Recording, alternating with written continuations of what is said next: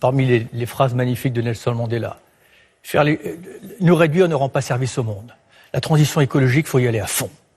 Là, il faut avoir comme objectif que l'agroécologie, ça deviendra la norme, que les énergies renouvelables, ça deviendra la norme, que l'économie sociale et solidaire, ça deviendra la norme. Là, vous entraînez tout un peuple. Et puis la deuxième chose qu'il disait, Nelson Mandela, on n'est pas victime de notre faiblesse, on est victime de notre trop grande puissance. Et ce qu'il faut retenir de Nelson Mandela, c'est une leçon d'humilité.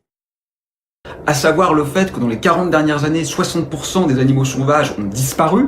C'est pas une crainte, hein. Là on n'est pas en train de parler de notre anxiété, on est en train de parler d'un bilan, c'est quelque chose qui a eu lieu. Eh bien dans cet état de fait, le réchauffement climatique n'a pratiquement joué aucun rôle. Ce que je suis en train de dire, c'est que quand bien même la température ne s'élèverait pas d'un seul degré, nous serions quand même dans une situation catastrophique. Et la raison de ça, la première raison de ça, c'est effectivement l'expansionnisme humain. Nous avons transformé la Terre en un vaste parking de supermarchés et les vivants non humains, avec lesquels nous sommes en symbiose, hein, évidemment, ils ont une valeur en tant que telle et ils ont une nécessité pour notre propre existence, eh bien ces vivants n'ont simplement plus de place pour vivre. En France, rien qu'en France, l'artificialisation des terres fait qu'on perd environ un département français tous les 10 ans. C'est monstrueux. À l'échelle mondiale, la superficie des villes augmente de 400 millions de mètres carrés par an, la taille des forêts diminue de 70 000 km² par an. On est en train d'envahir l'espace à un rythme et dans une démesure qui fait qu'effectivement, n'ayant plus de place, il meurt. Vous savez, si moi j'étais président, c'est que les choses iraient bien. Parce que ça voudrait dire qu'on a donné la parole à quelqu'un qui a fondamentalement un discours qui est inaudible. Donc ça n'arrivera pas.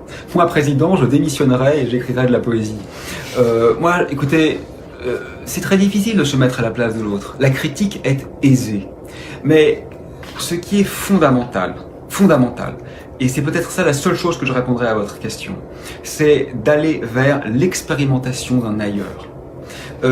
Prenons l'exemple des ZAD. Je ne prends pas le cas particulier de Notre-Dame-des-Landes, je ne le connais pas bien. Donc je ne parle pas de ce que je ne connais pas, c'est une habitude de rigueur scientifique. Mais d'une façon générale, c'est très intéressant ce que font ces gens. Ils expérimentent un autre rapport au monde. Quand on leur dit vous défendez la forêt, ils répondent non, nous sommes la forêt qui se défend. Mais là je te fais un jus, mais tu peux amener des bananes, tu peux amener quoi que ce soit. Mais arrêtez. On ne peut pas manifester contre ce modèle capitalistique de la raréfaction et de la nourriture pourrie et après foncer à acheter de la nourriture pourrie. C'est pas possible, il faut une cohérence. Il faut vraiment qu'on sorte de ça, il faut produire notre nourriture, il faut être responsable de notre nourriture, de notre habitat, de l'éducation de nos enfants et pouvoir y mettre les vraies valeurs. Je veux dire, on a des valeurs en tant qu'adultes, hein, qui sont des valeurs de fraternité et tout, et on envoie les enfants dans un système qui ne leur apprend qu'une seule chose, c'est la compétitivité, le quant à soi et l'appropriation. Ça ne tient pas. Nos imaginaires ont été construits pour servir une idéologie nauséabonde qui détruit le vivant à l'échelle de toute cette planète. Il est temps vraiment de changer.